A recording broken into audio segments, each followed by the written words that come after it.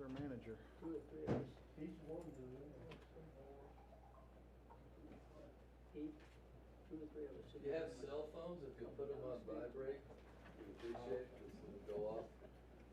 So the commissioners are the first one it happens to.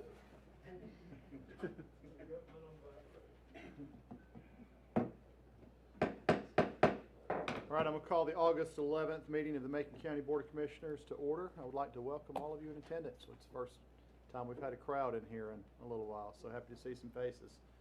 Any announcements? Commissioner Bill? Anybody? All right. We'll all rise. We'll observe a moment of silence, and I'm going to ask our County Manager, Derek Rowland, to lead us in the pledge.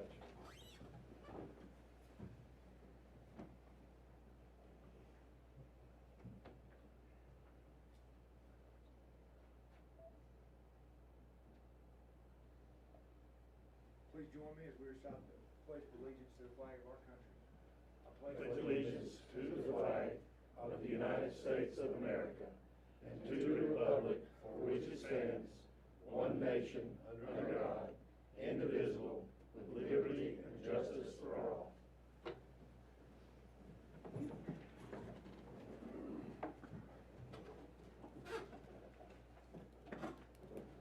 All right, we don't have a public hearing tonight. The public comment period. Mr. Robert Cook, welcome.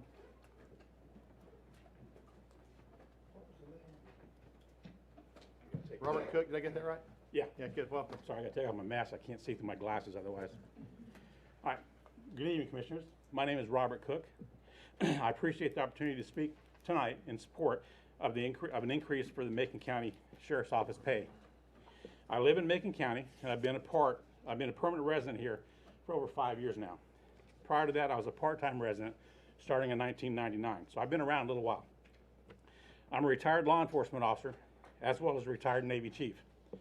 During the time I've lived in this great place, I've had the pleasure of getting to know many of the law enforcement officers in this area, including the sheriff. I don't work for him, nor do I receive any kind of pay or anything in return for my support.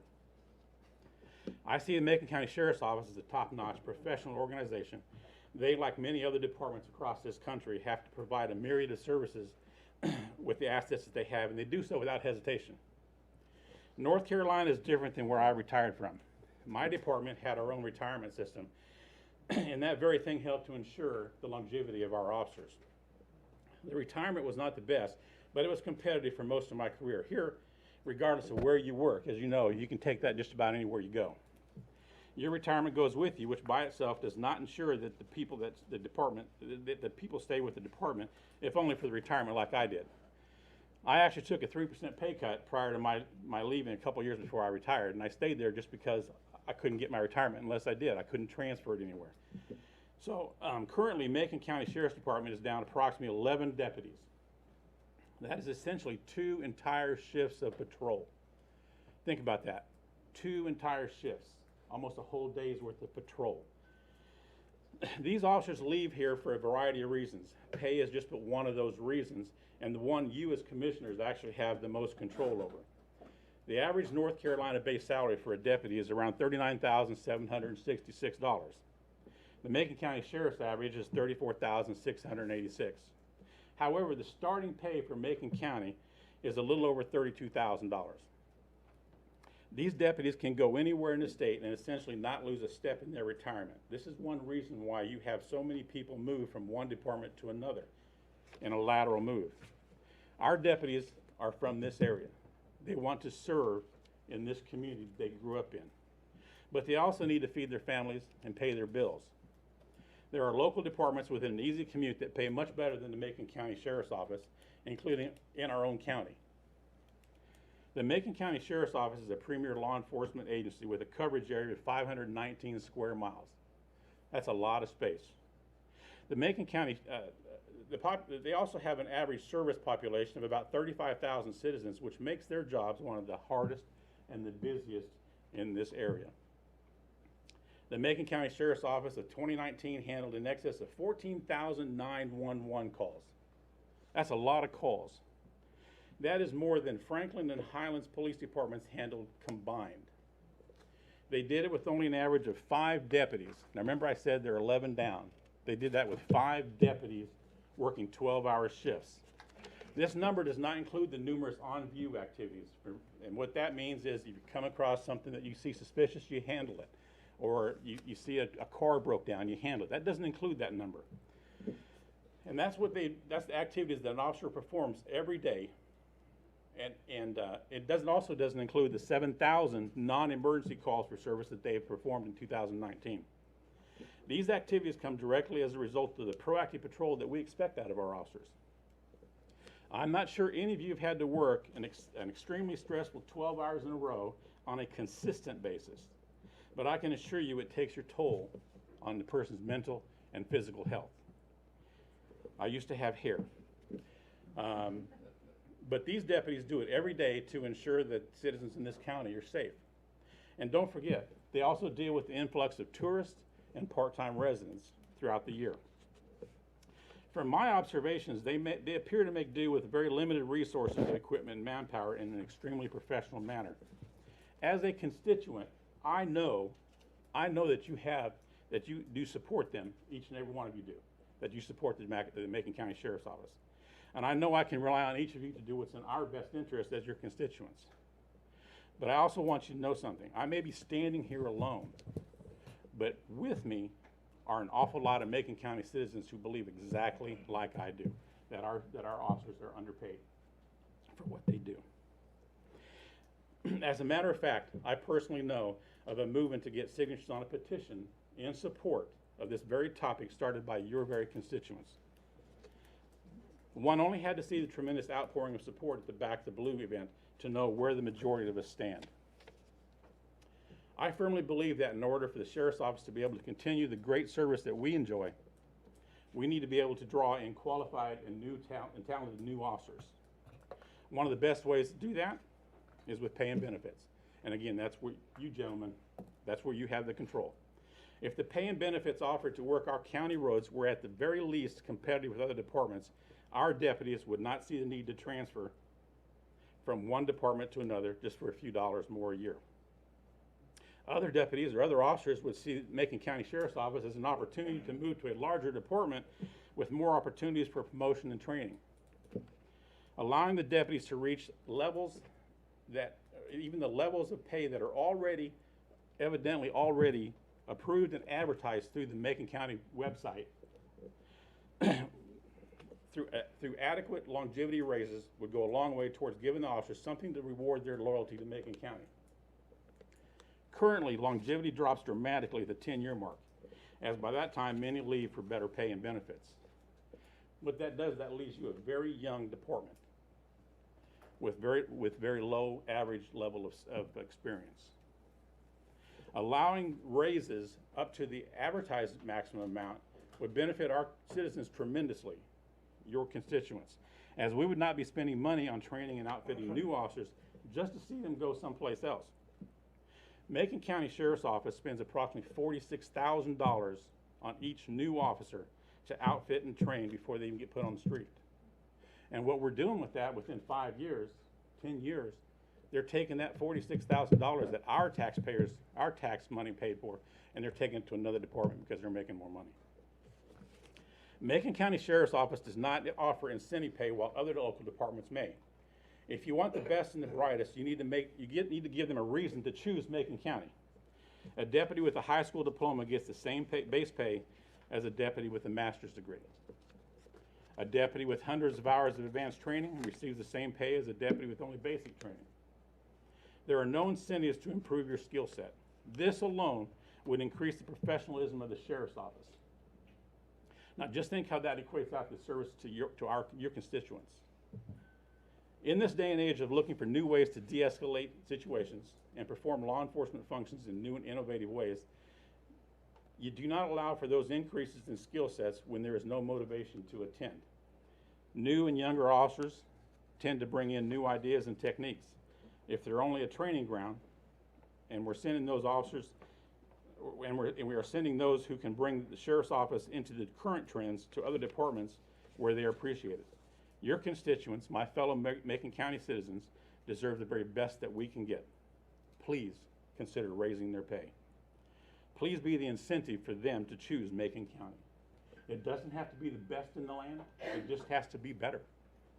Thank you for your time. Thank you, Mr. Cook. All right. Debbie Westerman. Welcome. Thank you. I was before the county commissioners last month about Team Holler, and I am speaking for my elderly parents, Elaine and Clayton Marshall. And we were just wondering where we were.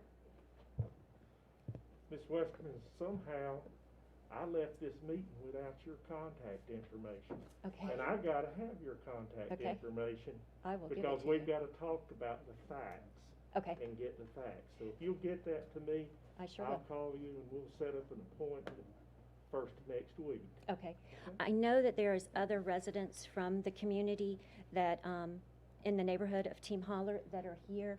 They have drawn up a petition that they would like to put towards this. So I don't know how Well, you're, I'm a little less interested in the petition, more interested in actually speaking with those individuals who have first-hand information. okay, Because basically what we're gonna have to do is see what the facts are up there that we can prove by first-hand information. And then we're gonna have to determine whether or not we meet the criteria of the statute in question, okay, okay? all right. So would first of next week work for you? Yes, Okay? Do Well, let you- me get your contact information before you leave. Okay. yeah, I have a Habitat board meeting to go to. But I left early because I have a board meeting at Habitat. Chester, you need all these other folks that are here. Yeah, if they wanna pass that around, what I'm gonna do is I'm gonna set an appointment with Ms. Westerman, and, I'm gonna ask her to bring with her those that can come, that have first-hand information they want to share.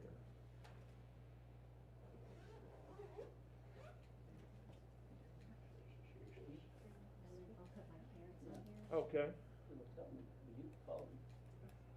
Put them on the list. can you bring them when you come? So, Thank you so very much. Yes. You want this, you'll let, does the other folks want to sign their name, they can write, I think they did sign in. huh? I think they signed in They signed in to speak. to speak, Sign yeah. in. Oh, well. Thank you. Thank you. Hilda Jones. I have a question. I am one of those people. Okay. Do you want us to express our concerns individually now, or do you want to wait until that meeting? No, I think we need to do it at that meeting, but you're certainly free to express whatever you want to during this public comment period if you'd like to. Okay. My name is Hilda Jones. I live at 10 Wyman Way, which when you go up Tim Hollow, it branches off right there, top of the little hill. I'm the closest one. I'm the closest house to that property where they are living. When we moved there 8.5 years, it was a beautiful home. I love it so much. It's exactly what we wanted. We moved here from the Charlotte area. My husband and I passed our church, called Sage Assembly of God, 2.1 miles away. It's a perfect position for us. When we moved there, there was maybe 30 feet from our porch, there 30 to 50 feet, there was a mobile home, very ramshackle mobile home. There was a bashed-in, moldy pop-up trailer, and grass this tall, right across the lane from us. The people we bought the house from, which we didn't go through a realtor, it was a personal thing, told us that there is drug traffic there. And so, okay, but I love that house, okay? It got worse and worse. In the 8.5 years, well, no, probably in the last 4 years, they have moved 1, 2, 3, 4, 5, 6 bashed in campers in there. They put tarp over them. The one in front of me has had tarp over it because there's a big hole in it. There is no windows. It is filthy. It is moldy all over. There's no grass there because it's nothing but dirt now and trash. There is trash everywhere. On the far side of the mobile home, that is what's right in front of me. I took pictures before I left if you want to see. There's on the other side of the mobile home, they have dug a pit, and that pit is their sewage system. So you can imagine the stench, especially in the summer. It's so bad that my husband has a hard time doing yard work in the summertime. It gags him in our yard.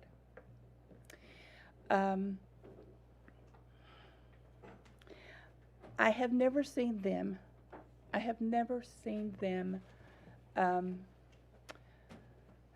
making meth, because I don't think you do that outside.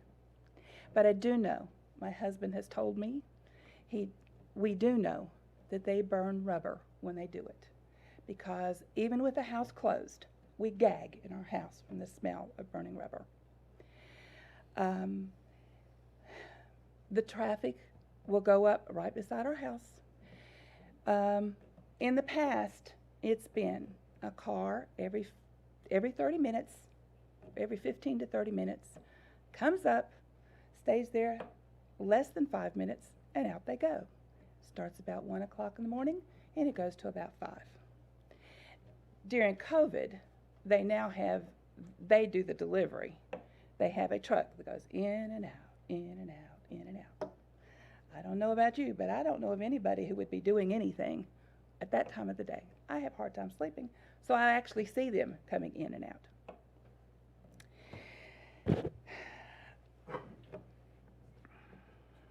On top of that, the camper that's right there in front of my house, there is an individual living there that is,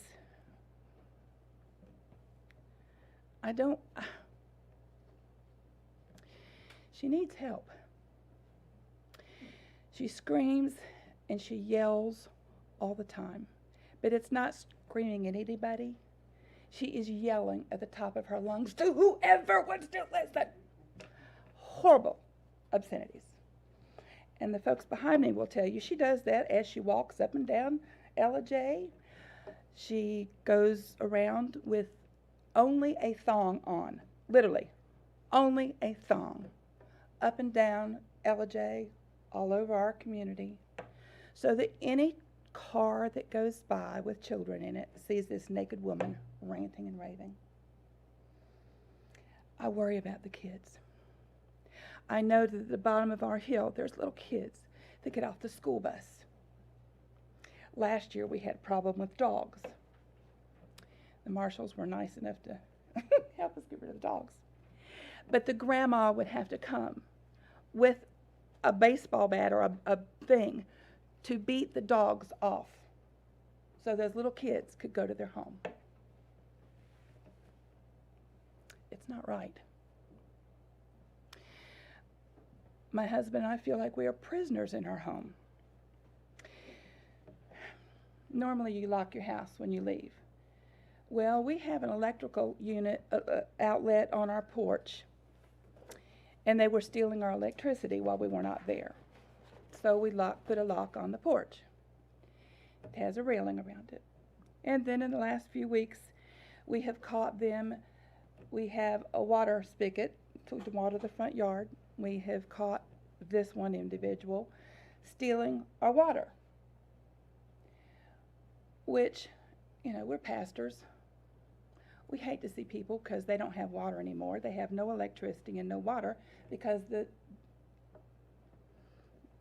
power company won't give them any electricity anymore. And I can understand that. If she'd ask, I'd give it to her. But she comes and then she doesn't turn it off all the way. So that means our water is draining our well. We put no trespassing signs up, like 6 of them. And it doesn't faze. She still comes. I'm having a difficult time living there. I love Franklin. But it seems such an embarrassment to our community to have someone like this around, and I don't know what to do about it. I do know that I have 4 children, but I have 3 of them that live in North Carolina. They live in big cities. They're used to a lot of things, Raleigh and Greensboro. But I do know that my adult children will not bring their kids, the little ones, to my home, to Mimi's house, because they don't know what's going to happen. At Christmas they came, and at 2 o'clock in the morning, this individual came in the middle of the night yelling and beating on our door and pushing the doorbell. Made my adult children angry, terrified my little kids, 5 of them under the age of 9. They haven't been back, and it's not because of COVID. Did you call the authorities, ma'am? No, I didn't. I was so upset I didn't. We've called the sheriff about different things, and you have heard why it's difficult for the sheriff's department to come. They've been there 20 times since the first of the year. Okay, Mr. Marshall's called. Yes, but it's I didn't realize the situation of the sheriff's department until what I just heard. But I don't know what to do. I don't like to be mean to my neighbors, but I'm terrified of them. Does Mr. Jones have your name and number there? Yeah, I was gonna Yeah. ask you, Ms. Jones, Okay. if you don't mind. Okay. Add your name That's, and yeah, contact information there. okay. And my husband would have been here, but we've had a little disaster at our church this afternoon, so a water pipe broke. But thank you for listening. Thank you, I Ms. appreciate Jones. it.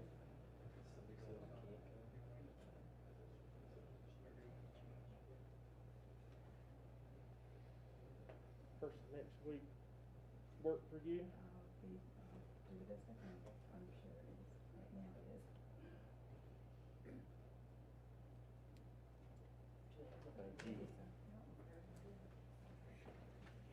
All right, Heath Higdon. Welcome, Heath. Hey, how are you? Good. I'm Heath Higdon, Macon County resident, born and raised here.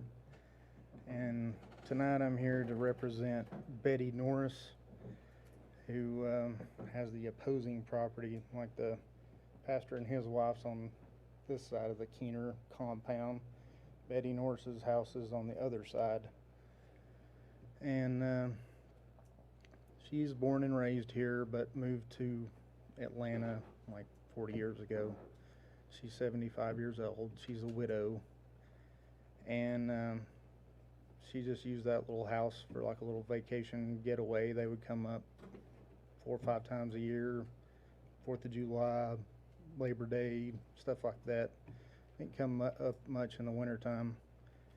And just had a nice, peaceful place there with a screened-in porch. And now she's afraid to come up. And and she had other guests, family members and stuff that would come and frequent the house and stay the weekend or whatever. And none of those people want to go there either. I mean, nobody wants to live next to a meth lab, and it's just horrible what it's done to people's property values. I mean, like, if the pastor and his wife wanted to sell their house, they would have to pay somebody to take it. And Betty's in the same boat. Now she's paying taxes on something that she can't use, that's useless to her. And I used to live the next house up from her, lived there for 1 year. And that was before they got on drugs. I mean, it's never been the cleanest place, but it was presentable. And ever since they got on meth, and then you usually don't take them long to start making it. And it's just, there's probably 5 years worth of garbage piled up around the house. At least 7 vehicles that don't run parked there, all those campers. If any of us try to do that on our property, bringing in all these campers and stuff without the proper permits and everything, I mean, I had some hydroseeding washed off my yard and got threatened $150 a day fine, and then these deadbeats like this just gets away with everything. Plus, he's milking the system, gets a disability check, and there's nothing about him. He walks probably a good mile every day to the gas station. Does that sound like a disabled person? But yet when he goes to the grocery store, he's got on a neck brace, and he's in a wheelchair, and he's got somebody pushing him along, and it's awful. There for a while, before they dug the hole, their septic was running across the road, and like Paul, I also install septic systems. I've worked on repairs. I know what it looks like, know what it smells like. And I had to fix the road for Boyd Teams before he passed away, so the home health people could get up through there, and they were complaining about the sewage running across the road. So I went up there and scraped the road and graveled it for him, but it didn't do much good there in front of the Keener's place. It's just turned right straight into a mud hole again because of all the gray water running across the road. And then there's been 1 or 2 explosions down at the Keeners. Anita, she could testify to that. And they used to do a lot of target practice, and I haven't been around there lately, but felons with handguns, that's always a good thing. But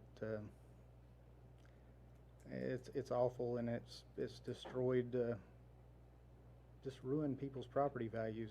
It shouldn't be legal to do that to somebody's place. I mean,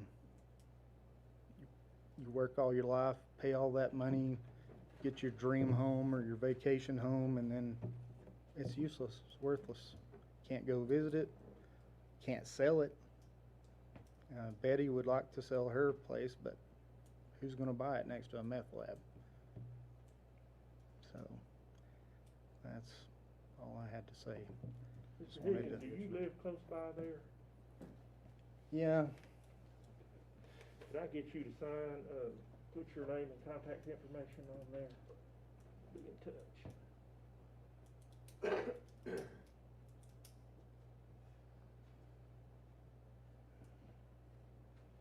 able to meet with us sometime the first of the week. Sure.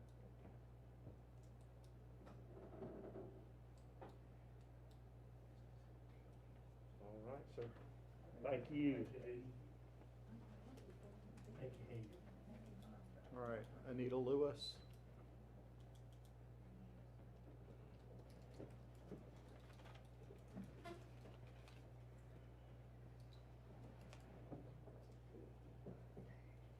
Hello, my name's Anita Teams Lewis.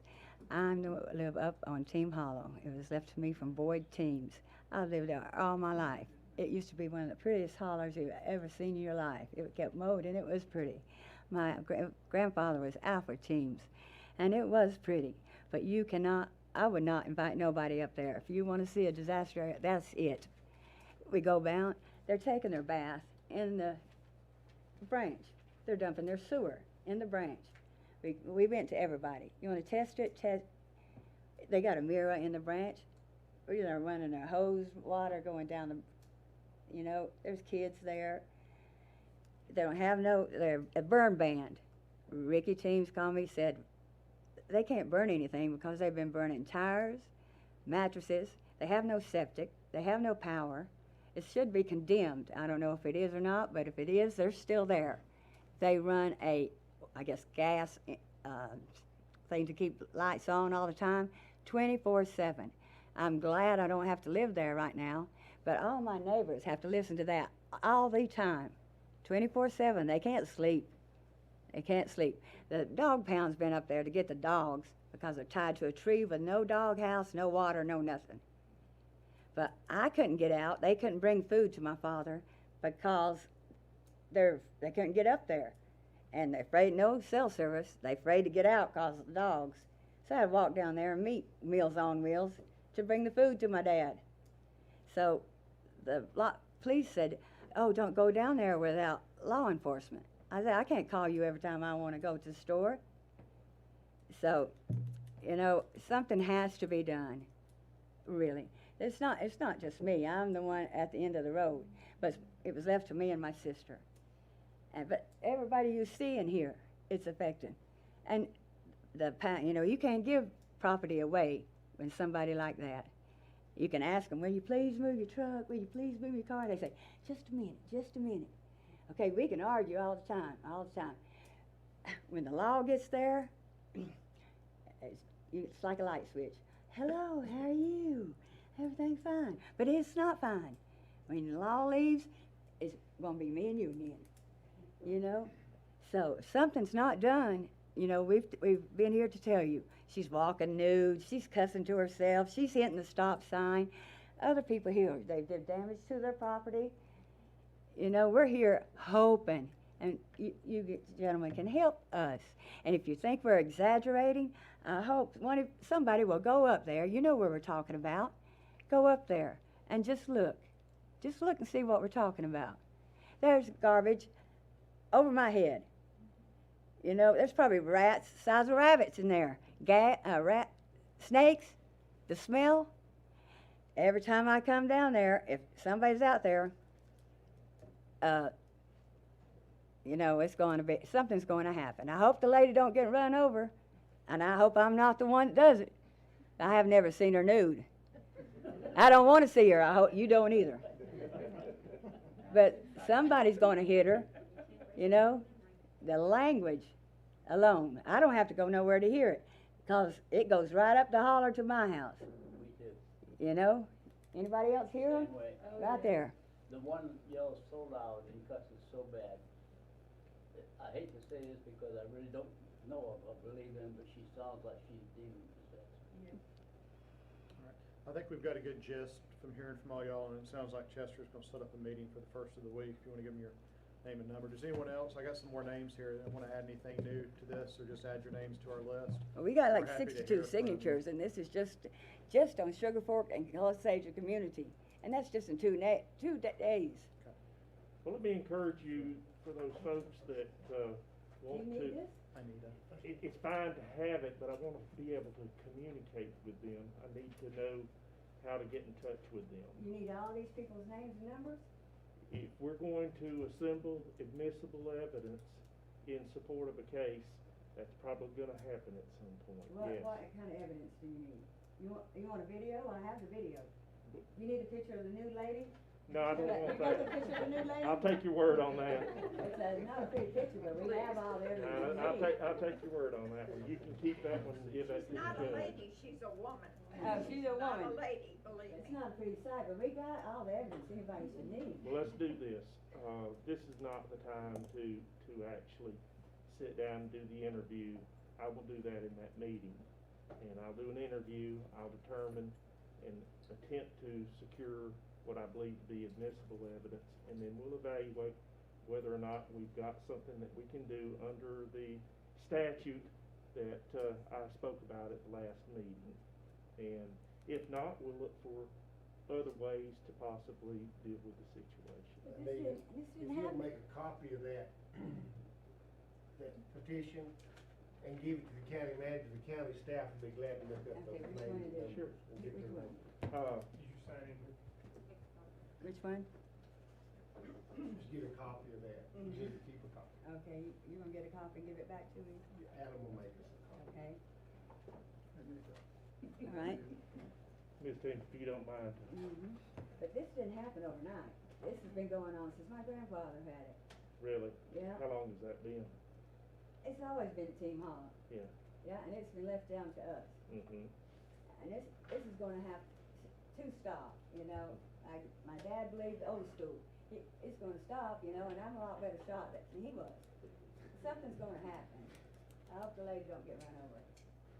But I have great neighbors. That's the ones that are living, I don't have to listen to it no more. Mm-hmm. But these people do every night, all night. They have their property damaged, beaten in their garage door. Mm-hmm. I don't know what they're waiting on. Mr. Chairman, if I could say something real quick. Sure. Everything that you're hearing is accurate. not saying anybody's here is exaggerating. I pass that area every day, sometimes 2 and 3 times a day. I live in that area. In fact, our officers are up there right now dealing with the same screaming lady. I hope she has her clothes on today. But just so you know, we have been out there lots of times. We've arrested lots of people up there. We've been in those trailers, or what you want to call a trailer. They are burning stuff. The fire marshal has been out there. Health department's been out there. There is things that are going on up there. I'm not going to call out any individual specifically, but you're dealing with a lot of addicts, and there is some problems. Between now and the time that they do meet with them, and I would offer to make sure that we have a liaison from our agency to be involved with that meeting. Yeah, in fact, I was just sitting here thinking that we're gonna need to, Derek, we're gonna need to communicate with the health department, we're gonna need to communicate with law enforcement, we're gonna need to communicate with DSS. But anyway, in this first. And animal control. In this first meeting that you have, I'd like to make sure that we do have representation there, because a lot of these people have talked to my officers and to me. But something that everybody in here, whether you've not spoken yet or not, you need to understand, when, especially on misdemeanor offenses, if the officers don't witness what some of these individuals are doing, and they straighten up when we show up, which they commonly do because they know their butts are about to go to jail. But what happens is we can't arrest them.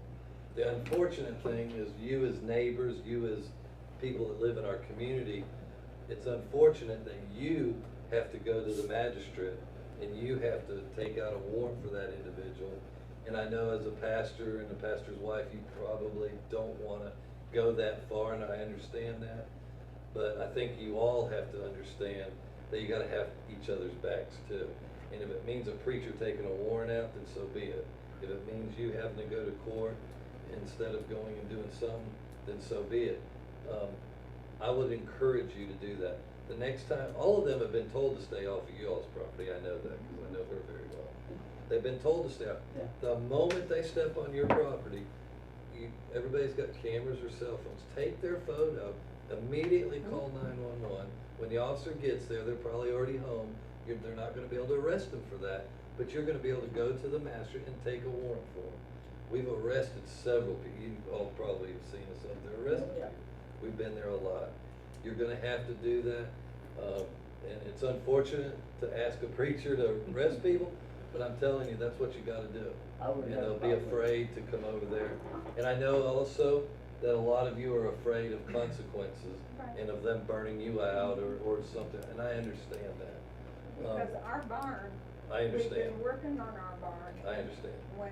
It's right across the street from Totally, them. totally understand. And it worries us that they'll strike them out. And I had to go out, my chief deputy had called, but I wanted to make sure, I don't know what exactly was said, but I want you to know. I don't care how many officers short that we are, we're gonna respond to calls. Like just now, we had to go to Team Holler, and we left a manhunt. We're gonna go to Team Holler. We had an officer leave that manhunt in another area of the county for 2 suspects to go to Team Holler. You will never be told we're not coming, we're short-handed. We don't use that excuse, and we're not gonna use it. And if you have that excuse ever, and I don't think it's gonna happen, you pick up a phone and you call the sheriff. My number's in the phone, but you call 911 again and you tell them you want a deputy. That's not gonna happen, but if you have to, that's what you do. We answer all calls, and no matter how many people we got on shift, whether it's a lot or a little. So you're But gonna have. It's a shame that your officers got pulled off of Man. something that was more, Yeah. detrimental to the community. Right. And this woman that's crazy. You know, somebody's gonna run her over, and it's almost Yeah. been me and my kids that Well, have done that, so I we still- understand, and I want the commissioners to know that they're not just blowing a lot of smoke here, what they're saying I've seen too. And so it is a problem up there, my guys are aware of it, my guys have been up there a bunch, and there's other agencies that have been involved. And so whether you're gonna speak more, or somebody else is gonna speak, I just want them to know, and that we will be happy to be involved in that process, to talk about what we have knowledge of, and to share that information with you all. That's all I have. Thank you, Sheriff. Thanks. Thank you, Bobby. Appreciate it. All right, I'm having difficulty reading this name. I think, is it John M.? Welcome. Is that right, John? Yes, sir. Okay. John McCall. Read it, we've got code for it. John McCall. Welcome, John. How are you? Recognize that sticky makeup All on. right. Well, gentlemen, I do not live in Team Holler, Ellijay, or anywhere. I live down on Highway 28 North. But for several years, I traveled up and down that road for Mr. Teams. After he got unable to go, I'd go get his groceries, take him to the gentleman. He was blind also. Okay, go up that road, there'd be 2 or 3 vehicles in the road, have to blow my horn, and eventually somebody might come out and move the vehicles. Then it'd take a good cussing over it. I mean, 10 years ago I couldn't have took a cussing, but now I pretty well have to. And everything, I've seen sewage running across the road, and I guarantee you there's enough copperheads in there probably to kill everybody in this room. That mess was stirred up there. There's trash, bags and bags of garbage in it rotting and laying up there. It's totally unreal, you know, but I've traveled that road a lot going up in there. Mr. Boyd was a good friend of mine, you know, so that's it. He was a fine gentleman. And if he'd been in his heyday with his sight, that mess wouldn't be up there. I guarantee you that. But, you know, I concur with everything these people have said. And, you know, I don't have no stake in nothing. I'd just like to see that mess at least cleaned up. I understand people have to have a place to live. But they should not have to have the neighbors put up with the total bunch of filth, period. I mean, that's it in a nutshell. I know a lot of you gentlemen don't know me, but Paul does, Mr. Chills does, Star does, but the rest of them don't. If you don't believe what we're saying, take a trip up there. It wouldn't take you long. Hell, I'd load you up in my truck and take you up there. And it's it. There's nobody that said anything here today who's lied about anything. And they've not bloated out of proportion. And I've even called the health department several times. I've talked to environmental. And here we are tonight. Nothing. It needs cleaned up, period. And that's it. Well, gentlemen, that's all I've got to say. I've taken enough of your time. Good to see you, Paul. Good to see you, John. Yeah. Thank you, John. See you, John. Okey-doke. Might be worth a little time in the tax office too. Just thinking. Tracy Rowland.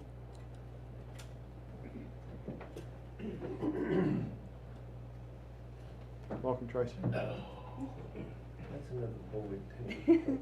Yeah, my sister and I inherited the place. We lived there all our life. And I've known Michael, the owner, all my life. But it's sad what's happened. And it's sad that we've all called. We've called the health department, environmental. Probably everybody in here has probably called them way more than once. And they're just, you know, we don't really get anything from them. They said, well, they're not supposed to be there. From my understanding, what the lady told me, they were supposedly evicted or whatever.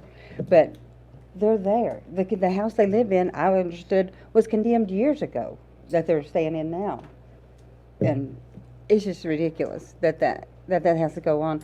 And like when they were talking about the cars couldn't get through when Daddy was sick and stuff, my niece was coming down through there, and they wouldn't move their car or whatever. And you know, she's kind of you know, she is able to give a cussing back, and so she did. The guy goes in, gets a bat. I mean, it was like a big ordeal. It could have ended badly. I mean, really badly. And I just don't know what else to do. We kind of called, you know, who we thought we should call, and nothing ever happened. And they've been without a sewer at least 2 years. At least 2 years, probably. Yeah, it's bad. But that's really all I got to say. We'll get your name down too. Basically, It is just crazy. I mean, you just wouldn't even believe it if you see. you can't allow sewage to run over the ground. You gotta have a really. And the lady that lives, the family that lives across the branch that they were bathing in, that is her property, so they had to put a fence up there. So they just go above it, you know. And Daddy's there's a trailer, there's Betty Norris's, then Daddy has a trailer, and then he has a house. And Daddy's, that second trailer has been vacant for years, because Daddy lives up in the house. And we never caught them in there. Daddy would say he saw lights down there and stuff. I went down there, there's blankets on the couch, there's papers and wrappers and stuff. So they've been staying, in his trailer. And, like I said, I never caught them there, but I don't know who else would stay in that place. None of us. Unbelievable. All right, anyone else like to address the board? I would. What's your name, ma'am? She's gonna do it. My name's Elaine Marshall. I live at 291 J Road. Our property backs up to Team Holler. The creek runs down. Of course, it's on our property because, if I understand it right, the center in the state of North Carolina, the center of the road is the line. So the creek that they're talking about runs on our property, then it runs on past, it continues on our property because we have a few acres there. You And can't get rid of. that is where they were stealing our electricity this winter. We go to Florida. My daughter has a home in Florida that we stay in when the weather gets bad here. I love Franklin, North Carolina. My husband and I, who have been married 63 years, spent our honeymoon in Franklin, North Carolina. That's how much we love North Carolina. So when we retired, we came to Franklin, North Carolina. But what I want to say is, what they're talking about, the creek, where the sewage is going down, goes right in our yard. Now, our home is up on the hill, but our property goes down by the creek. And it's awful. I mean, like the sheriff said, we are not exaggerating. And when we bought that home, Boyd lived at the end of the road. His mother lived there. Nice, wonderful people. And the property was good. Now, there were trailers, but they weren't filthy. I mean, garbage is stacking up, just like he said. I went past there today. The garbage bags stacked up that high, right by the road, right where the rats, the snakes, any other kind of varmint can help theirself to. So please, you are the end of our plea, because everyone has told my daughter, go to the commissioners meeting. We can't get anybody to do anything. Go to the commissioners meeting. Here we are. This is the second month that we've been here. So please, please do something for us, the property owners. We love living here. Thank you. Thanks, Ms. Marshall. For your time. All right, anyone else? All right, we're going to move on with our agenda. Any additions to the agenda? Yes, sir. Thank y'all for coming and putting the spotlight on this more so than last time. And Chester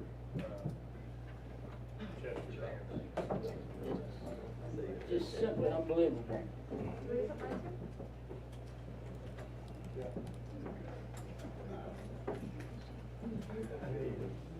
Thank you very much. Thank you for listening to us. We really appreciate it.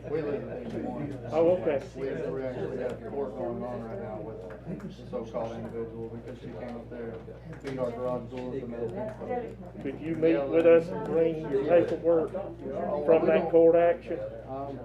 Is there anybody here right now that can give us some paperwork?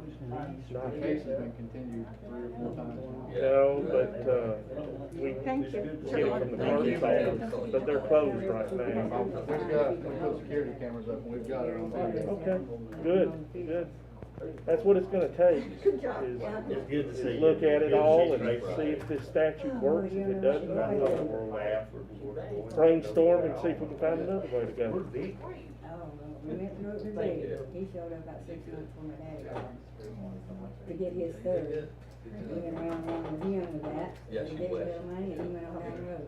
I wanted to thank you. But this one's below us, you know? Thank you. Yeah, thank you all for that. Hopefully we can get something done. But you don't have no light bill on lights, sewer, Ricky Jeans called and said, well, called me and Jordan and said, well, I'm not helping neighbors, they got burn ban down there, you know, they can't burn nothing, they're freezing to death down there this winter, I guess. I don't know. Maybe we can get something There done is- Chester, I think Chester involved. They're taking a bath down there in the river and washing the gravel on down, they never put a dime in that road. That's what they're there for. You We've had more than words. Okay. But they said, you scared to stay up there? I said, I'm not scared. I'm not scared. Them little crackheads not gonna run me off there. My papa was on that for years. I was there before that little teener boy was born. That property was there. Them little crackheads is not gonna mess up that holler. I Good to can see help you, it. Anita. You too. You come see us. I'll be here. But did you get a copy of that? Do I need, okay, I need a copy back? Do I need my Here. copy? Okay. Here's the original. That's what I need. And do you want do you need everybody's address or numbers or anything? No, I think hold on to that for right now. I want to have that meeting. I want to assemble as much information as I can. I want to give y'all some information about what we can do and what we can't do, Mr. Chairman, and things that we can look at and what we can't look at. Okay. But I think there's, consideration. I heard some stuff tonight that didn't renewal include with last Mountain Area month. Transport and Security. And some things It's that I think merely a can be looked formality of into in approving, addition to what we discussed last The month. contract again for this fiscal year, we started it last year, I don't know. so I went to it. it's just I that don't know. I know formality. they do something about the Is that it? septic. I know nobody's supposed to be living Call, in that call. kind of stuff. And we said, all right, we'll buy the property. You know, we offered to buy it. He said, no, it's my mom's. Well, this is my daddy's. You know, Who actually owns it? his address is 62 Hall. It should be Michael Keener. I looked it up a while back. I think he's caught up with his tax law. I'm not sure. But I don't know if he's able to sell it or not. He's offering. Lori, any additions? So I appreciate you guys listening. Thank you for coming. Because, you know, everybody has their Any way of additions? trying to call it. Just burn them out, shoot them Yes. out. I have one, Thank you. have Thank one of you. those loans, CBDG loans that the time has passed and we need to approve, satisfaction of the security interest. Take about 30 seconds. So that is 11I.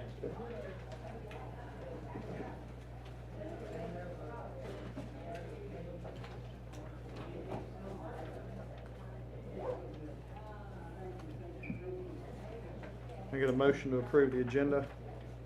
So moved. Second. Got a motion by Commissioner Higdon, second by Commissioner Bill, all in favor?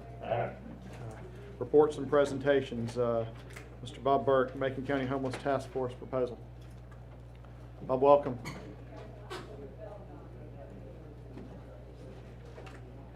Hey, Bob. Bob, I appreciate your patience. I know you emailed us probably back in January, February, and COVID came around. Something happened and in between. Something slight happened, so, but we're happy to maybe start to get back into business, and I know this is important to you and many others in Macon County, as well as us to our community as a whole. So with that, please proceed. I don't know how much of a presentation I really have. I made a presentation back in January, which sort of gave us status and numbers and that sort of thing. The reason why I emailed and made the proposal was actually an impetus from the town and the mayor, who said that he wanted to get a handle on what we're dealing with. So essentially I went before the town commissioners and presented information to them. And then they proceeded to say, we'll come back with a proposal. And so I drafted up something that I thought would move things forward. The whole idea was that, and it has always been, that it's a community that has to come up with the solution. You know, we do the things that we do because of what we believe in and how we believe that we can help folks. But that's only our perspective on things. Over the years, we've had a couple of symposiums, we've had a couple of projects that we did to build a mission statement and goals and that sort of thing, that we questioned the community and asked for input and that sort of thing. So we've tried to make some attempts to it, but I think really to solidify some sort of action and some sort of community-wide project, or I don't even know what you'd call it, task force, whatever a good name for it would be to involve as many folks as possible, particularly in government organizations. Many of your departments are already involved anyway. We get calls from emergency services, we get calls from the sheriff's office, all looking for some way to help out somebody who's homeless for whatever reason it is. So the whole idea was really to sit down and try to get some sort of cohesive Macon County response to the homeless challenge that we have. Over the years that we've been involved in trying to count and get a handle on things, and your packet has information that we gleaned out of those years, folks that are, who are homeless, where are they, that sort of thing. And it can be anyone. They're all over the place. It can be any situation that caused it. I met a guy who was a financial planner and doing very well, got divorced, got alcohol, and then boom, everything happened to him. So it can be anyone, anytime, anywhere. As the note said, or the email in there in the package, we're thinking with COVID and when the federal funding and all the state funds run out, that there's going to be a lot of folks that are going to be put out on the street for one reason or another. Many of the folks that we help are not highly educated. They're in the lower services, hospitality, restaurants, that sort of thing. They've been hit the hardest during COVID. The moratoriums have helped, but they're ending. The utility moratoriums on disconnects are ending. And we're starting to see more and more folks asking for those kinds of help. So we're the proposal was to really sit down, try to figure out what the next step, how the county might be involved and how the city may be involved. I personally, and this is just my personal perspective, I don't know how the town wants to respond. I went back and proposed to them and had a discussion with them, and they had us like 2 or 3 questions, and that was the end of it. They sort of said, call me. I don't know what to do next. As an organization, we're going to continue to try to help as best as we can. Our organization has 7 churches that help us financially. Others are constantly calling us and asking how they can help, donations, that sort of thing. So the religious organizations are helping. All the departments are helping in the ways that they can during the wintertime, during whatever needs are out there.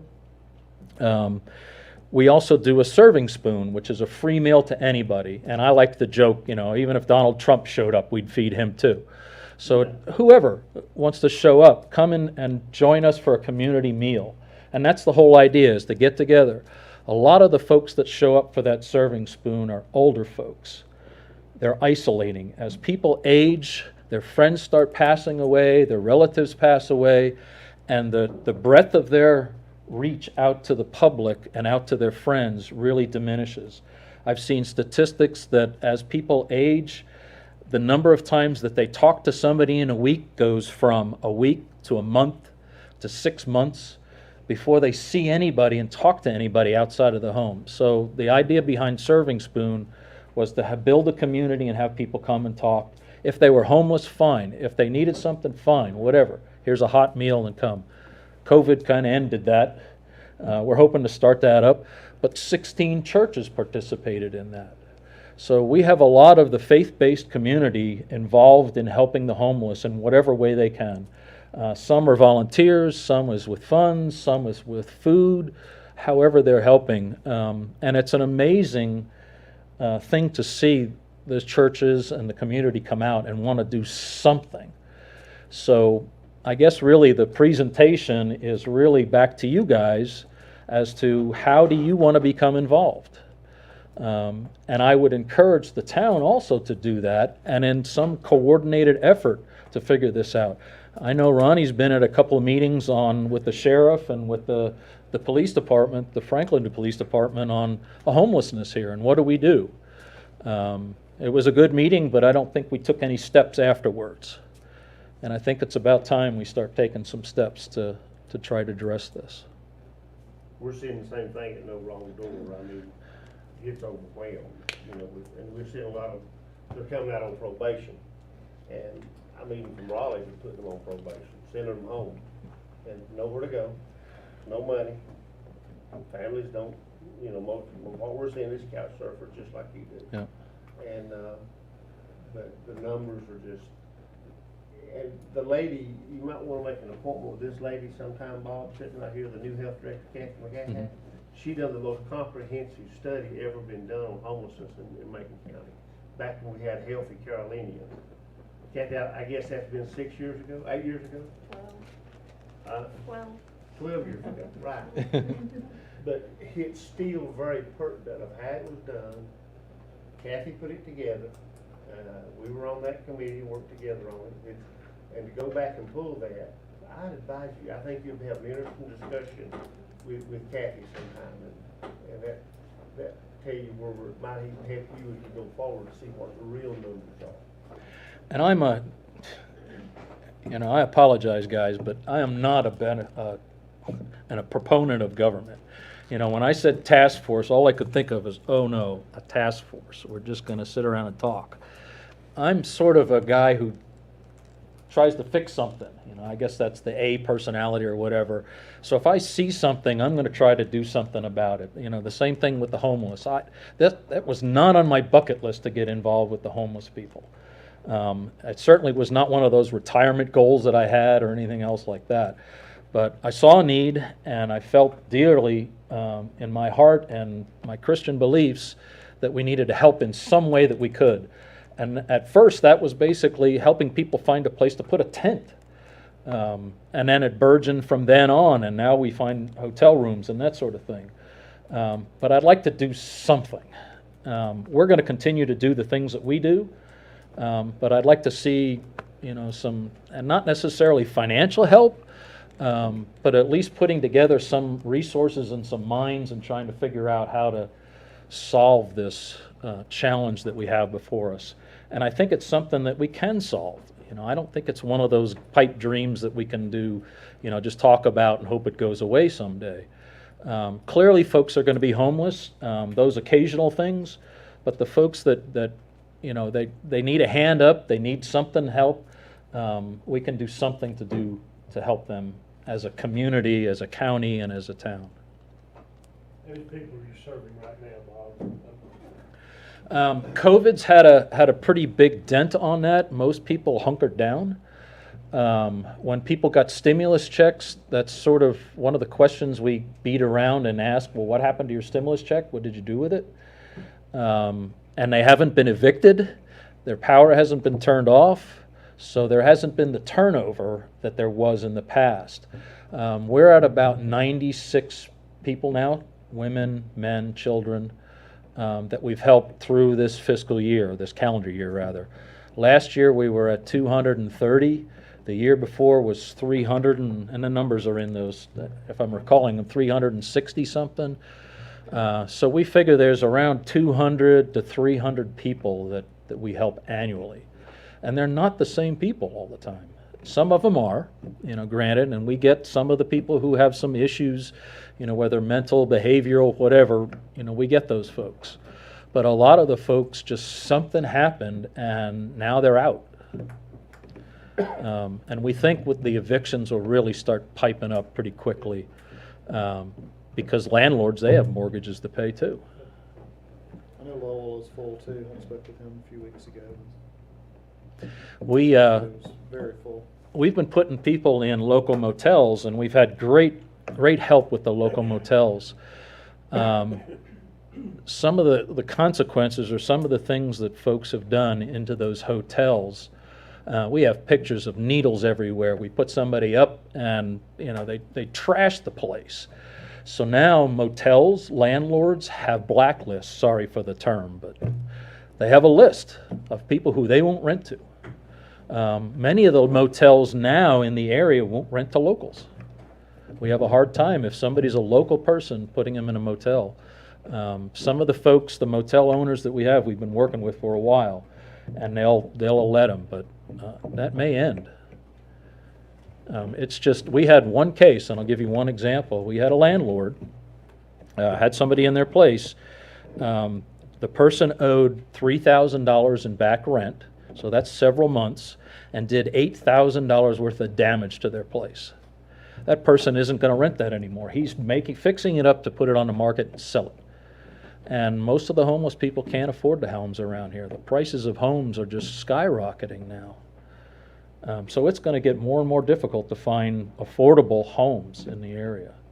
You know, we applaud the effort that's going on over there in the town to redevelop where Drake owns the land over there.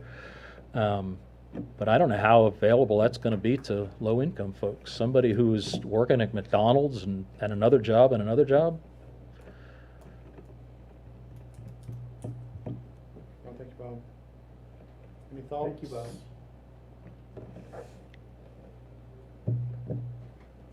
Mr. Manager, when we put it on you, do we have a team at the county level right now? I think like Ronnie was saying, I think that it would be great if he could sit down and talk with Kathy.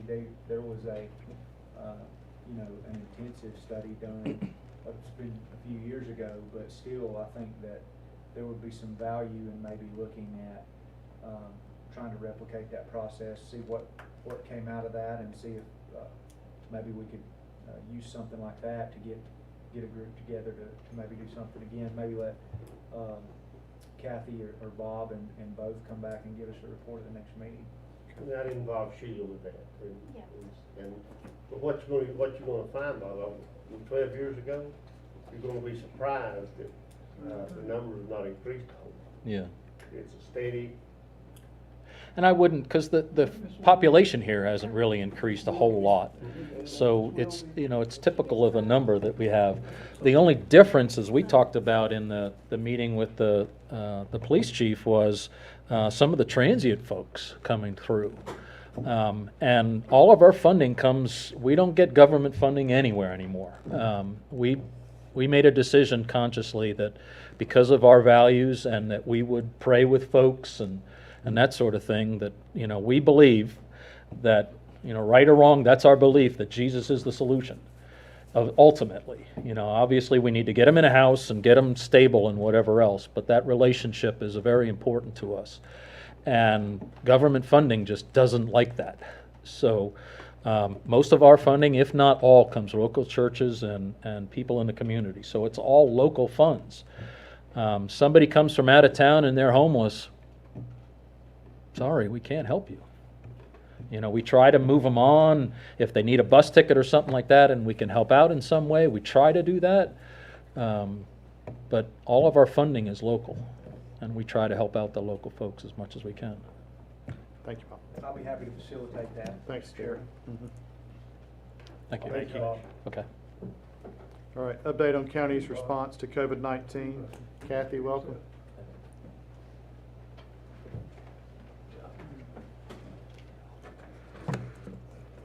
Good evening. Wanted to give you some numbers about where we are today in Macon County with COVID. As of today, we are at 481 cases.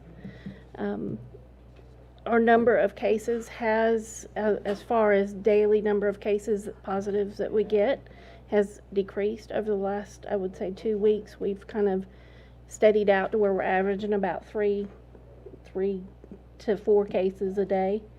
We only had 1 today, so that's a good sign. We want to see those cases level out and be steady. We know that this summertime is the time where people are taking vacations, trying to get those in before they head into school, and so we don't know exactly yet what that's going to mean for us in a couple of weeks, but we're going to be available for testing. And of course the biggest question is getting back into school and how they're handling that. And we're working closely with the school system to make sure that when they do have someone that is presenting symptoms, that we're going to be available to test.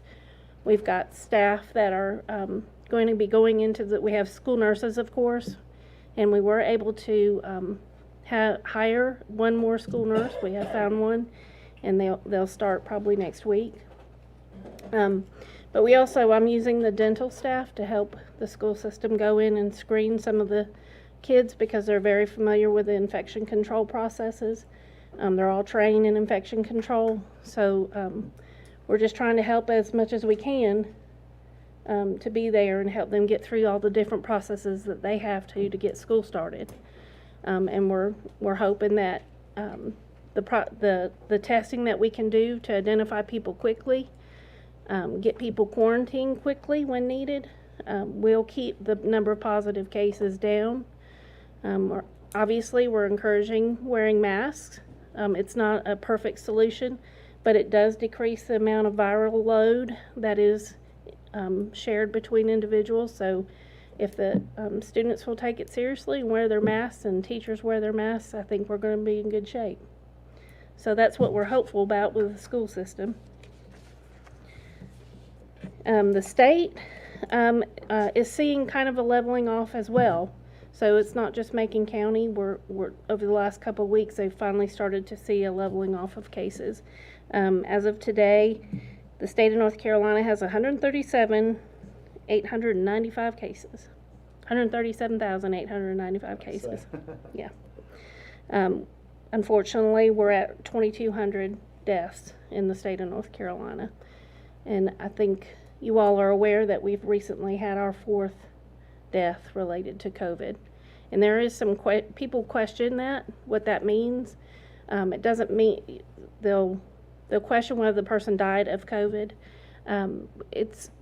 They were at some point determined to be positive for COVID, and it's a contributing factor to their cause of death. It may not be the cause of death itself, but it's a contributing factor, and they'll count that towards these deaths that we have in the county. They'll count that in the statistics. So, of course, they have underlying conditions, and we know that also is a contributing factor. But COVID, they were at some point tested positive for COVID. So that's where we're at right now. How many tests, are you decreasing the number of tests now? We actually are seeing the testing actually decreasing. We have, and Warren will tell you a little bit about the community event scheduled for Thursday. But we test every Monday, Wednesday, and Friday. And our last 2 weeks, we've seen a decrease in tests, decrease in number of calls that we're getting. So we're in a lull right now. What about turnaround time? Is it still And days or? No, that's definitely improved. We're about 3 days, 3 days out. So that's been a good improvement, and we're going to need that for this fast response in the school system. Thank you, Kathy. Thank you. Question? Sorry. Sure. And I apologize for not Sure. going to the Zoom or Zoom meeting. Our Zoom Board of Health meeting. When will the Board of Health be meeting again in human form? Oh, I don't know. It might be a while before we're face to face, but we do have an area that we meet. Our staff meets at the health department, that we have people spread out 6 feet apart, and we'll provide a mask. If you want to come sit with us, we're in a group on the Zoom meeting. I thought if we could get, because I don't do. You can come sit with us, and the rest of them are on the computers. Your It's a mix. It's a mix. So we're in a. Oh, I didn't know that. Yeah. Okay. All right. And this is a Board of Health question, I'm sure. But what is the plan for the COVID program? I know the reason I'm going to build this up a little bit is the environmental health section. You mentioned last time you were here, staffing was an issue for you, right, as it is for other departments related to this. But there is some issues in the county, in the construction industry, with permitting of wastewater systems, et cetera. Right. Obviously, we're doing a good job. We just started running the creeks everywhere. But, Well, we have, from the beginning, it was all hands on deck. I mean, we just had to get everyone involved. with the testing, with just trying to find some answers about how we were going to handle everything. And slowly, as we've kind of gotten adjusted to that process and have tweaked the process and made things better, we've been able to release staff back to their normal work. And because of the slowing of the testing and the number of cases, we've been able to release even more staff back to their normal work. So environmental health is we have them in the process. They are, one day every 2 weeks, one of them might man the front tent, and they're taking turns. We're trying to keep them out in the field as much as possible. We have one gentleman that's at reserves for the next couple weeks, and so it's... Well, he was doing the call center though before. Yeah, yeah. And when he gets back, he's going to go out in the field, so... I think it's about about 3 or 4 weeks. We're at 3 weeks right now. It's the longest one that we have, and we did see a jump in July as the number of applications that were coming in. It was unusually high in July. So the real estate market. Mm-hmm. People, Cashiers, all these other surrounding counties that I work in, they're seeing a boom. Yeah. I think that's going to continue, and we certainly don't want to get ourselves not micromanaging your department. Right. Right. And we'll discuss this more in the Board of Health meeting, but I think we need to have a strategy in environmental health competent equal to the COVID approach. I mean, we've got to keep this construction moving, and if we could set a target of a week, once an application's turned in, we've got to keep construction going. We've got to keep real estate going. That's a big money maker. But not neglecting the COVID approach. But, right. It keeps jobs going. We just said we'll carry that a little further maybe in the Board of Health meeting. But I thank you for letting me know that we. I also am thinking about I forgot the last gentleman's name. Bob Bort. Him talking about the renters that might be evicted. Some of these landlords may be interested in the Florida people, Georgia people coming here and taking those rental locations as well, so property and rentals are going to be a very high commodity. Real estate is a hot commodity right now. There's nothing for sale. Yeah. I can probably attest to that. Yeah. It's, so we don't want to get caught, because that's big cash inflow into Macon County, but we do have to recognize the importance of COVID. I think you've done a good job. I think we're trying to weed the environmental health staff off as much as possible. The food and lodging staff, now they spend time when the restaurants and so forth doing education and with the businesses, they dedicate quite a bit of time to COVID, but the ones that are with the wells and on-site wastewater, we're trying to get them in the field as much as possible. Okay, thank you, ma'am. Thank you. Thank you. Thank you, Jack. Mr. Cabe, welcome. I beat her up, Tony, will beat you up. That's okay. I don't have much to add to what Kathy actually said. We are doing a community testing event this Thursday at the middle school. We're going to do general public from 8 to 11 in the morning. And then after that, we're going to convert over at the same location, and we're going to do testing for any of the school staff that want to be tested from roughly 11 to about 2 o'clock in the afternoon. That information went out to all the school staff today, so that's the process we've got in place for this week. One of the things that I'll update you on, everybody talks about testing, in particular skilled nursing facilities. North Carolina contracted with some companies to do some testing, and Macon County actually made the list. So those folks are supposed to be in town this Thursday doing at least one of our skilled nursing facilities, which is the staff and residents. So when they come in and do that, that takes some of the load off some of the things that we have to do. So that'll help. Now that we've kind of got them started to pick up some of that, hopefully that'll help us somewhere along the way. But other than that, I don't have a lot to add tonight. Thank you, Warren. We'll see you in a few. Thank you, Warren. Sheriff Holland?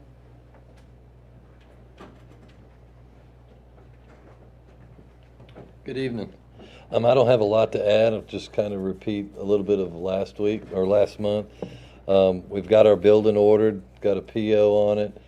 It's going to be delivered within the next 4 weeks or sooner, they said. That's where we're processing the inmates out at our command trailer.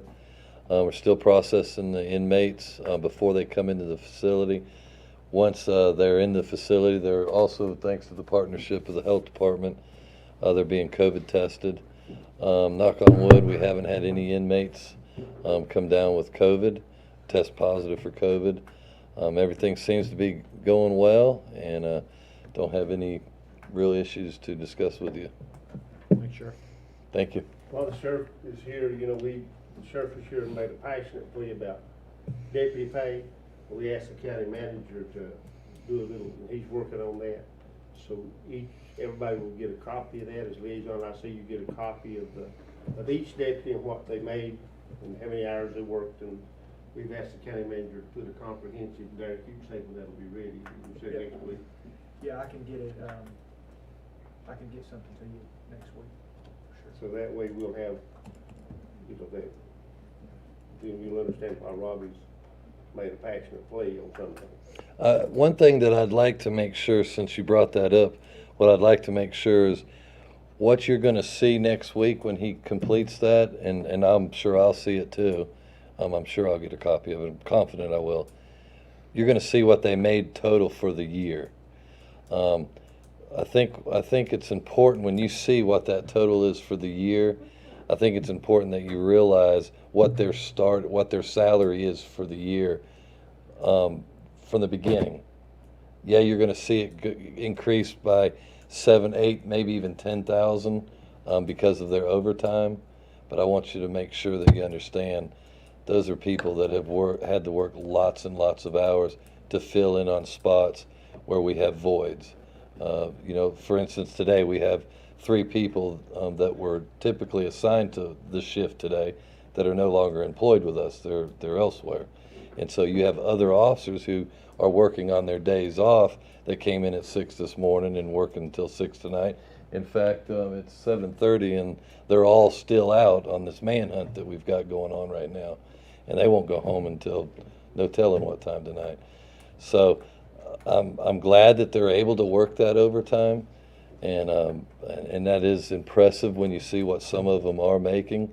You also have those officers that their families don't want them working any extra. They don't want them to work on their days off, and so they basically make their normal wages. The ones that you see making a whole lot of money are the ones that get out and work, and you can absolutely count on it. No matter what time of day or night, we can count on them and they'll be here. How many, off the top of your head, how many deputies or employees have you lost to surrounding counties? Off the top of my head, I can't think of how many. I don't know exactly how many. I know that we lost our new chief in Highlands at one time. She went to Highlands to make more money. Of course, we lost one of our investigators who eventually became the chief up in Highlands. We've had several of the deputies that have gone to the PD. We've lost officers to Jackson County. We've lost officers to Haywood County. We've had officers go to Cherokee County. We've had a lot of officers recently, even supervisors, that have been here for several years that have left to go into the construction business where they can make the same amount of money at some point, at some cases, but yet they only work Monday through Friday and they're off on the weekends. They don't work the holidays. They never get called in at night. But you have a lot of them, and I wish I had all that memorized. I do have it on a chart, and I can provide that to you in the future. We're working on it. You always hear everybody going, leaving and going to counties. Yeah, we last year or the year before, we actually did a chart for you all where at 5 years, 10 years, and 20-year employees, and if you'll remember, it was done in yellow. You had this many officers that were here 5 years, and you had quite a few officers that were here 10 years, but then that drops off between the 10 and 20-year mark, and that's because after about 10 years of it, and they get burned out, and they start dropping off. But those are your people. Those are your upper level people that you've got, that our county, you all, us, me, have invested so much money into, and we've thrown it away, and then we got to start all over. I've got an officer right now that is about to leave to go to the PD because he'll make more money. In the time that he's been with us, for the year that we've invested in him, chances are he'll go to the PD now and make more money in our same county. Yeah, small area. Thanks, Sheriff. Thank you all. Mr. Manager? Yes, sir. Thank you, Mr. Chairman.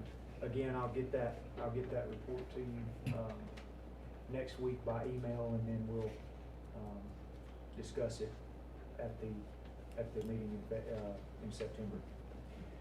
As far as administration goes with COVID, no changes. We're still operating business as usual with enhanced safety measures and within all of our buildings and enhanced sanitation and cleaning efforts.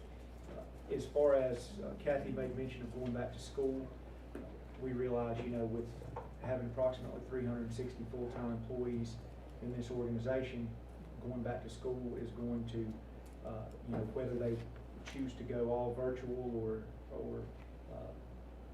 3 days a week with virtual learning on the other 2 days, that's going to impact a lot of the workforce here in Macon County. So we are going to have a webinar tomorrow with department heads to just kind of go over the process there with taking the COVID leave and the family leave offered by the Family Medical Leave Act, if that does indeed need to occur.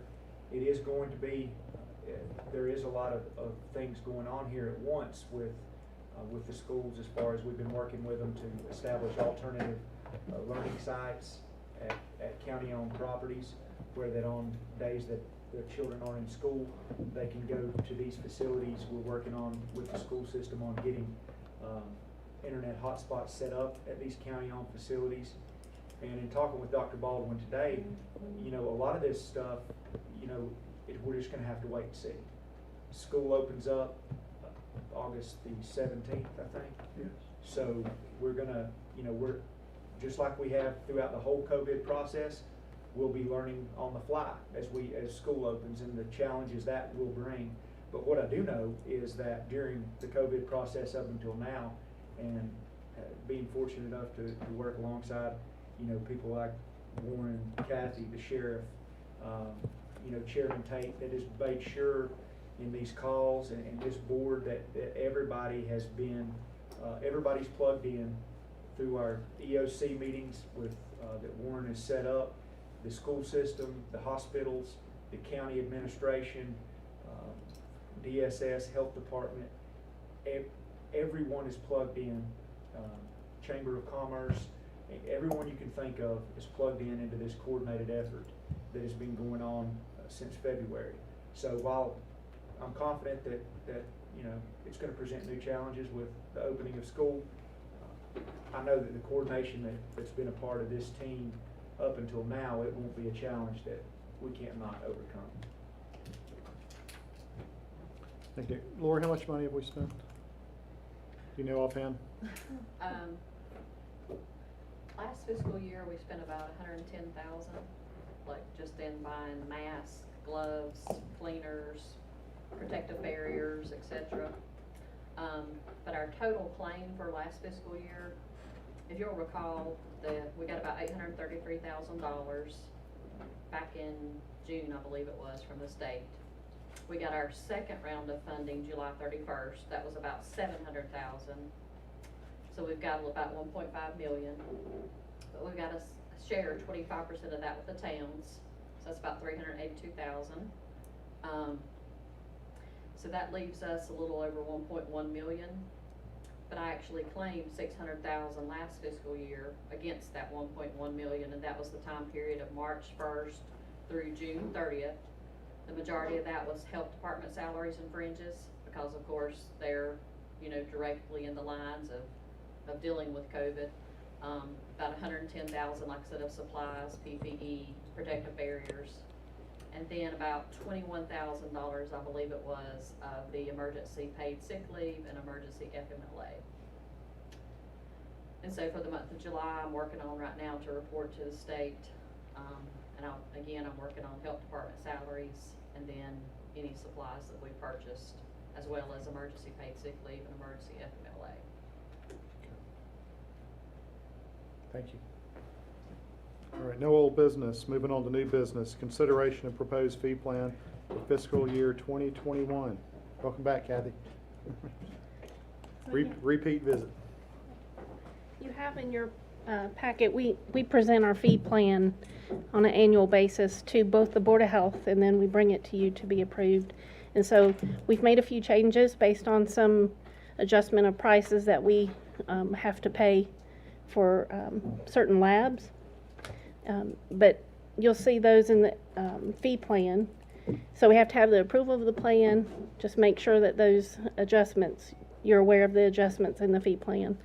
And we actually are going to start referencing the LabCorp fee plan to our fee plan, because a lot of those adjustments we make are based on what LabCorp is charging us. So we're continually adjusting those fees based on what LabCorp will charge us.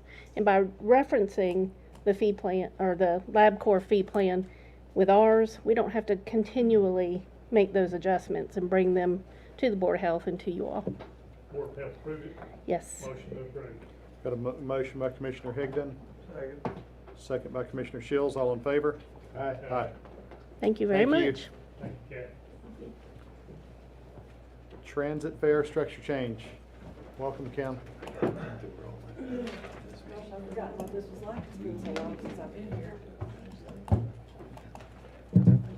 So in your agenda package, you should have had a memo from me. Just the first paragraph, just real briefly, since we just finished up some of the COVID, we have obviously had to make changes. Social distancing, the fact that senior center closed down, several places closed. So one of the first things we did is we ended up reducing staff, because at one point in time we were down 74% in ridership. But as my memo stated last week, well, that was 2 weeks ago, and last week I checked the numbers today, we had only lost 37% over the same time last year. And we still have a lot less staff than we had last year. So we have some people who are doing an excellent job at scheduling and trying to, and some drivers who are very committed to being here and very happy to do what they do. We also installed plexiglass barriers in every one of our vehicles behind the driver. That protects the driver. That we have had to institute under FTA regulations some cleaning protocols to keep those high-touch surfaces clean.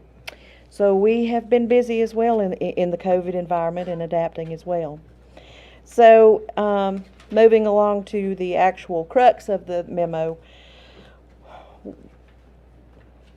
and of course you can read, I'm not going to tell you a whole lot. $25 billion was allocated in the CARES Act for transit systems across the country. What that amounted to was a little over $94 million, almost $95 million to the state of North Carolina to help support transit systems. I'm sure you've seen on the news that transit systems have been hit really hard because of those 50, 60, 70, 80% losses in ridership and fares. So in last fiscal year, we received an allocation of a little over 191,000. We submitted claims for March, April, May, and June, and what we get to claim are driver's salaries, all of our operating expenses, and then we reduce the operating expenses by the fares that we collect, and then we can claim that. And so to date, through June, it was about $175,000, and you'll see a budget amendment to roll the remaining about $15,000 from last year over. We are expecting a $311,000 allocation. I worked on a committee that worked with the Department of Transportation on how best to allocate this money, because I'm not sure if you heard, but evidently DOT has kind of been running in the negative, and one of the reactions to that was to take all of our state operating, or what I'm always up here every year asking about, the ROAP money, the Rural Operating Assistance Program. It was about $165,000 we got last year, and this year they zeroed that line item out, so there was no state operating money.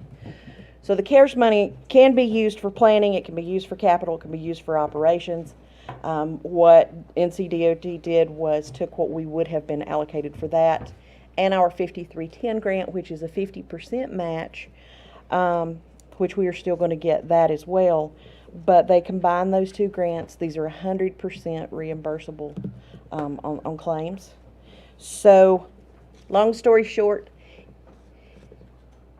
we had rates that we charged for what we call the general public, and then we were kind of discounting for elderly and disabled. But everything we do is general public. There is no specific van that says this is a senior center van and this is this van. We put people from any general public, anybody with a senior center on those vehicles. So in keeping with the general public, and being able to report, what we needed to be able to do was set our scheduling software up in a little bit different manner. Well, since we're not going to differentiate those funding sources because of the loss of that rope money, it was going to be a lot harder to pick and choose who we charged $2.50 and who we charged $3 and who we charged $35 to asphalt and who we charged $45. So we felt like, in all fairness, what we would do is, since we were going to be able to claim 100% on that CARES, is to reduce our rates for this year, for the remainder of this year. I ran July's numbers. It's about a $4,000 difference in what we would have collected if our revenues stayed the same as what they were in July. It's also crazy. It's so hard to project. But it $4,000 difference. But again, we're going to get 100% in the CARES money. So we're going to use the 5310 money at this point to continue to do meal delivery for the senior center. We're doing about 4 routes a day to deliver to the homes in conjunction with the senior center. So still moving along with those as well. So I guess the request is, you've got the table. You can see the current fares. You can see the proposed fares. And again, I think it'll be easier for all of us if we keep it this way through the remainder of this year. Let me reevaluate whenever we get to the budget process next year, and I'll propose a new fare structure for next year again. We get a motion for the same. Motion to approve, Mr. Chairman. We've got a motion by Commissioner Higdon, second by Commissioner Shields. All in favor? Aye. Thank you, Kim. Just one more point. We are up about 375% in the people that we transport to work over what we did last year in July. The majority of our ridership right now are people who are going to work. So just thought you might want to know that. Thank you, gentlemen. I appreciate it. Item 11C, resolution regarding surplus dental equipment. Mr. Jones. My understanding that, I was just going to say, I Go ahead. provided a handout that lists all the equipment individually in front of you.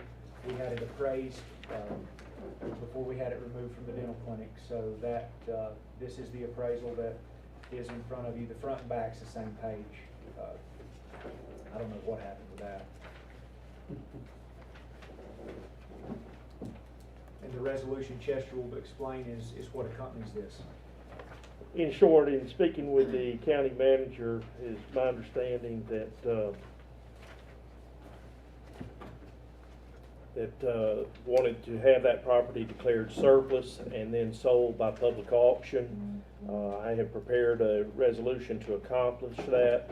We'll need to advertise that. The way the public auction would be held is each individual item that you see listed would be sold. We felt like we'd get a better response selling it item by item rather than trying to sell it as a lot. Then auction it off at the clinic, or where's the equipment stored at? The equipment, I think, is at the health department still, is it not? Equipment is Or at the being clinic? stored right now at the National Guard Armory. But the actual sale will occur on the courthouse steps. Does the equipment physically have to be here? Just, okay, they can preview that. Yeah, I think that's probably what we need to do is to make sure that there's preview opportunity and. There is a lot of bidders. Motion to approve. Got a motion by Commissioner Higdon. Second. Second by Commissioner Bill. All in favor? Aye. Aye. Are we hiring an auctioneer? Who's gonna perform the auction? You're looking at it. You? If he needs help, I'll show We him should have how. thrown it on gov deals. That's why I was like. Hey, Lori, it might be entertaining, you know. I'll practice. Randy I'll will pull it practice. up. I'll practice. Yeah, I wanna hear you, that's fast speak that those auctioneers do. I can do it, I'm used. Right. Right. I would like, if we can, we need to have understanding that the county manager will need to set the actual date for the sale. And Just, I don't want to interrupt, but how long do you have to advertise that? it'll be 10 days before. I looked at, and we've got it tentatively scheduled, or you've approved September 11, which is a Friday. I know that sounds like it's a little bit far out, but when I sat down and calculated the time to get the notice to the press for publication, it would have to go in Friday this week, and assuming it got published the following Wednesday, you wait 10 days from there. The date falls right at Labor Day, and I felt like we needed to get past Labor Day. So that's the reason it's set for the 11th. You set the date. Yep. All right, thank you, Chester. All right, item 11D, discussion, consideration of request for proposal for the Macon County High-Speed Internet Access Service Expansion Project. Mr. Jones, Derek? Gentlemen, y'all have the proposed RFP in your agenda package. If there's any questions, we'll endeavor to answer those. I would like to say that this RFP was taken directly. We kind of massaged it a little from an RFP that was used in Stokes County. The RFP has been, we have reviewed it, Chester, myself, Mr. Shields, Tommy, and it has also been reviewed by Keith Conover with the State Broadband Infrastructure Office. He made some recommendations for some changes. We've made those changes, and we feel like that this RFP is going to be the first step in what we hope is a series of steps in expanding high-speed broadband internet in Macon County. Make a motion this RFP be accepted as presented. And we need authority to proceed with the advertising. With advertising proceeding. Second. All right, we have a motion and a second. I guess we should wait on Mr. Gillespie on this one before we move forward, so let's give him a couple minutes. Anybody else need a quick, I don't know if I can take the break with a motion and a second on the floor, maybe we can. You go home or do you just step out? I'm not sure. Stepped out, we'll give him just a second.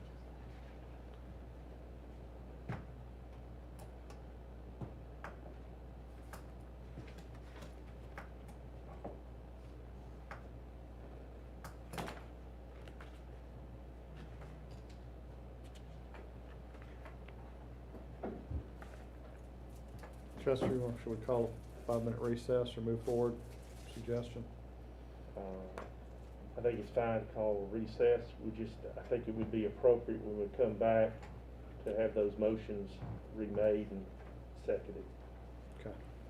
Let's call it a 5-minute recess.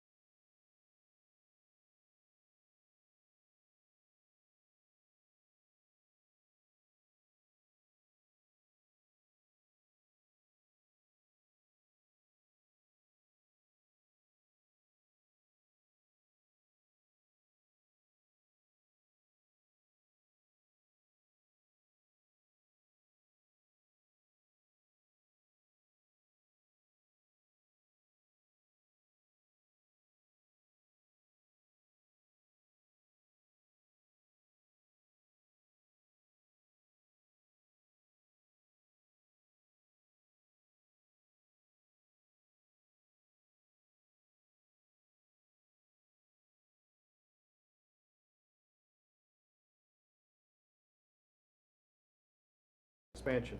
I believe we had a motion by Commissioner Shields, a second by Commissioner Bill. Is there any further discussion or questions for Chester? Derek? Anyone? Call the question. All in favor signify by saying aye. Aye.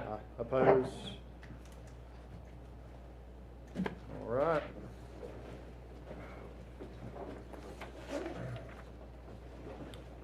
Consideration of revised emergency management ordinance. Mr. Jones, Mr. Cabe.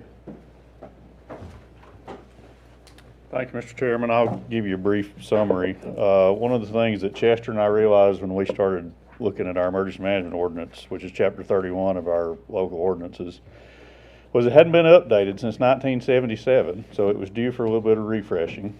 So Chester has actually went through and made some minor changes to the ordinance to make it a little more up to date. For instance, some of the things that are covered in here back in 1977, for those of you that remember, most of the focus on emergencies then were wildfires out in California and the Cold War. So there's a lot of talk about disasters. We didn't even have an emergency described in our ordinance. We talked about disasters, but yet we're dealing with things that, like public health crisis, that are not necessarily what you and I would consider disaster. It's an emergency, but it's not really a disaster. So some of the definitions that are in there are much more pertinent. It makes very clear the authorities and delegation of authorities and references are appropriate in the ordinance. It talks about my duties and responsibilities and clarifies a lot of those, particularly with the volunteer agencies. The old ordinance was kind of vague as far as basically you coordinate with volunteer agencies, but this one's a little more specific. We cleaned up a little of the verbiage on the county's ability to actually use volunteer groups, which we do a lot to carry out the duties that we actually have. States of emergency, it clarifies who has the authority to declare those, and actually clarifies in the event that the chairperson is not there, who would fill that void, so that we don't have an instance that we don't have somebody to make that declaration. And then one of the more important things that we had been doing, but it wasn't in our ordinance, apparently some counties particularly, I guess they didn't publish their states of emergencies. They would do a verbal declaration. And then that's okay for some things if you're doing evacuation. But when you get into specifics, such as what we got into with public health issues, you need to publish those. You need to put those out to the public. The public needs to understand what you're doing. And up until this year, we weren't required to do that. We did it. We'd post it to the media, and I would actually post it to North Carolina's computer system. But the North Carolina legislature actually in May made it a mandate. I think it's chapter 166A that they modified, that counties are required to publish those states of emergencies. So we actually added that section into our ordinance to make it part of our ordinance as well, so that we match the state statutes. Gentlemen, you had a draft of this change in your agenda package. After that went out, Warren and I had a little bit further discussion, and we decided that the entire prior ordinance did not need to be repealed, only a portion of it, some sections. And so what you have before you this evening shows those sections that need to be repealed and replaced. Otherwise, there's only one other change. We combined two of the bullet points on page 5 into one bullet point. That would be So the 6th bullet point under duties and responsibilities. And we simply combined those. We felt like it read better to do that. But other than that, the changes are what you had before you. And I will tell you that the part of chapter 31 that we left had to do with 911 addressing and placement of your number and how we address our roads. So we didn't want to repeal the whole thing and have to start over with that. So that's the only section that we left in there, was that very brief section that covered 911 addressing. As liaison to this board, I'm good with this, but with the changes, anybody would like to delay this and read over it? If not, we'll entertain a motion to approve. I'll certainly make the motion just because in chapter 31, we read through the first of it about the civil liberty of a person who refuses. That wasn't in our 77, I assure you. But that alone, Warren, and we've had this discussion before. I mean, having read through it, Mr. Chairman, and you did the lead on, I certainly make the motion that we'll approve the ordinance as presented. All right, we have a motion by Commissioner Bill to approve the ordinance, second by Commissioner Shields. Any further discussion? All in favor, signify by saying aye. Aye. Aye. Thank you, Again, Warren. unanimous, it passes and is effective this evening. Yes, sir. You brought up, addressing the road signs and stuff. I think I'm starting under Rusty King or. Now, the ordinance actually dated back to 95. But the physical relocation of the sign. Yes. What's the status on that? Now, you got big signs, little signs. The big signs, this is the federal government, came in 2009, don't quote me on the year, but somewhere right in there, and said that your signs on highways of certain speeds, 45 and up and 40 or less than 45 and down, the sign numbers had to be a certain size, or there was an issue, there could be an issue with the governing body receiving federal funding. So basically it was one of those unfunded mandates. They said you were all going to change your signs. And what we've been doing is we're trying to meet the intent of that. It's taken us about 10-ish years or more to get there. But we are, when a sign goes down, we replace it with one that meets the federal compliance. The old ones we left up until somebody actually tears them down or they fall down or they're up for replacement. So that's the reason you have some that are smaller and some that are bigger. We didn't want to put the money into changing all our signs overnight. So when they go down or we put new ones up, they meet the new federal standards. There's that. Thank you, Warren. Thank you. Consideration of renewal of non-emergency transportation services. Yes, sir, Mr. Chairman, as I stated, this is simply a restating of the contract we entered last year with Mountain Area Transport and Security regarding the transport of involuntary commitments. All right, Mr. Bill, I presume, make a motion to approve. Yes, sir, I do make a motion to approve the transportation agreement. I think if the sheriff was sure he would agree. With him being short already, this would happen into the transportation agreement, we would have been in trouble. And they have through the since the time we've been in contract with them, they've served us very well. This COVID, like everything is with using the teledoc and stuff like that more, seeing a reduction there. So it was definitely a good move. We're very pleased. Good. We have a motion by Commissioner Bill. Second by Commissioner Shields. All in favor? Aye. Do we need to go ahead and do H with that too, Derek? Or is that not what we just did? That's what we just did. Okay. Take H off. Okay, let's remove H. Okay. 11G, request for additional services for IT scope changes for Macon Middle School renovation. Yes, sir, Mr. Chairman. We had discussed previously including in the scope of the Macon Middle School project some IT renovations, specifically some associated with security changes, and basically to enhance security at the school, as well as to bring it into the 21st century with respect to the IT infrastructure in that school. You have before you a proposal from SGA Narmore Wright in the amount of $16,600, and that is to, as it says in the outline here in that contract, expansion of the paging system. This is related. This is strictly related to security. It's not only going to repair the existing paging system, it is going to expand the paging into rooms and areas that are not currently covered by the existing system. The expansion of data outlets and revised data outlet locations.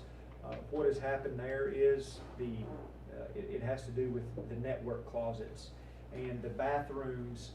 As the toilets were enlarged, those, the enlargement of those toilets went into the closets where that equipment was housed.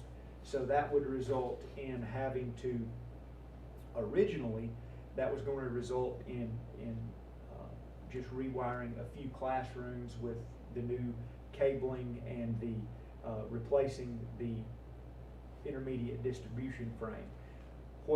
While we had all that out and it was going to be complete replacement of those IDFs anyway, we had met with Jack and the Tim Burrell, who cannot be here tonight. Of course, the school board is having a meeting. So basically what they did was work with our architect to be able to replace the cabling and as well as the reconfigure each classroom in most cases with additional data drops. So while this originally was going to result in a few cables and the replacement only of what was torn up in this expansion of the restroom, while it was out, they decided to go in there, and basically what we're going to have is totally a new IT infrastructure for all classrooms that are a part of this project, bringing it into the 21st century. This, the cost is anticipated at this point by SGA Narmore Wright to impact the overall project cost by about $408,000. But again, we won't know that until bid day comes back. If you'll recall, the last time that we met with SGA Narmore Wright, they indicated that what they were hearing from the market right now, that prices were remaining pretty stable. If not, they thought they could get some better pricing in light of things that we're experiencing right now with the economy. So if we want to go ahead with these services, and at a minimum, you know, this has been vetted through our representative Jack, Tim Burrell, the liaison committee. We've discussed at this board the need to enhance security and IT infrastructure while we were in there doing the renovation. This accomplishes that, and so it will just at this point in the design phase, the additional amount would be $16,600. That's just for the design. That's for the design. Now, and this is an estimate on the impact it will have on the overall project cost. Of course, we can see that on bid day. We would need a budget amendment for the 16,006. Yes. Because all we have currently budgeted is the original architect Right, contract. so this would require a budget We need to amendment. appropriate fund balance. Appropriation from fund balance of $16,600. All right, there's no one on this board has better knowledge of this than Carl. I'd like to hear your thoughts on it. I have no knowledge of it. Don't, okay. Well, speaking on behalf of the liaison committee, Mr. Shields can certainly speak for himself. We know that's a lot of money, Mr. Chairman, but it just makes common sense that there's more than 40% that's gonna be disturbed anyway. So, it just makes common sense that we update it to the most we can. As we know, the technology keeps changing, but I think we need to put the most up-to-date system we possibly can in this extensive of a renovation. I mean, in the overall cost, because it not only deals with just intercom, but there's security in there, there's lots of other things. So, I'd make the motion that we approve the 16.6 for the design for the middle grade school. I'll second that with Tim Burrell's input in this. Very much respect what he has to say. Might want to add to your motion, and a fund balance, budget amendment to cover the cost. That's part of my motion. Second. All right, we have a motion by Commissioner Bill, second by Commissioner Shields. Any further discussion? All in favor signify by saying aye. Aye. All right, H was removed. 11I, satisfaction of agreement. Chester? Yeah, just briefly, the Macon County CDBG scattered site housing program basically takes notes and deeds of trust on people's homes when a project is done, if the people comply with all the terms of those agreements, after a period of time, those loans are forgiven. In this case, Ms. Tina Thorne had one. She has complied with all of those terms. I've been in touch with John Fay at Housing about that, and it's time for her deed trust to be canceled. I have that satisfaction of security instrument prepared, and we would need approval to do that. All right, can we get a motion to approve the satisfaction agreement? So moved. Motion by Commissioner Bill. If all possible, we'll try to get Mike Decker to do the notary work on that. Her deed trust back, she's got her obligation to the housing. Okay, so they just go back. Thank you. Mike, you watching? He has to actually be here. Oh, does he? He'll be down He'll be for down. closed session. Okay. Second. Got a motion by Commissioner Bill, second by Commissioner Shields. All in favor? Aye. Thank you. Consent agenda. Need a motion to approve, or we can remove any item.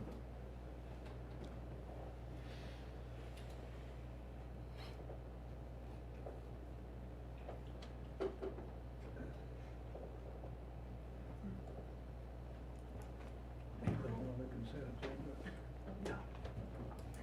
Make a motion, consent agenda be approved. All right, a motion by Commissioner Shields.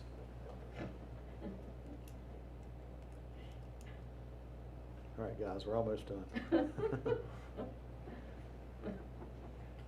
Second. We have a second by Commissioner Higdon. Any discussion? All in favor signify by saying aye. Aye. There's no appointments to my knowledge. I do believe we have reason for closed session. Correct. We'll be having, any reason or any action following? There will be. There will be action following. Okay. Like, is it like good action? You, Or is it just action? Good action. Good action. if you don't want to stay, you can contact me or Derek in the morning. We can tell you what it is. It'll be short. Helps me know, Chester. I'll hang out for a minute. All right. We get a motion Motion going. going to closed session as specified in the request. For the purpose of. Second by Commissioner For Higdon. the purpose of All in Preserving the favor? attorney-client privilege. attorney-client privilege, Mr. Chairman. We have a motion by Commissioner Bill, second by Commissioner Higdon. All in favor? Aye. And we will be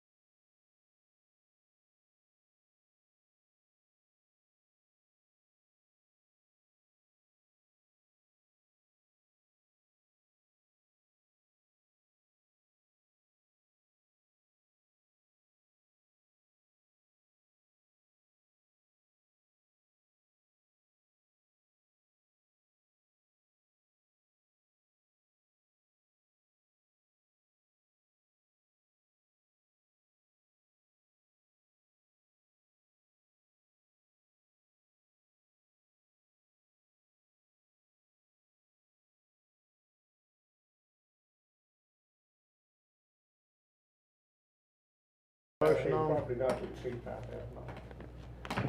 Oh, yes. The Brian Davis store down in Hale, we've been looking at, doing a due diligence period on that for community building, and we must, the offer sale is more than the appraised value, so by statute, I think, we have to have an appraisal. Not by statute, but by the advice of your council. By advice of council, which is as good as a statute. Make a motion that we go ahead and let the county manager choose the appraisal not to exceed $5,000, and I will notify Mr. Macon. The budget amendment, take And the that budget off, amendment from, out of, y'all wanna do contingency? Yeah. Contingency. I seconded the motion.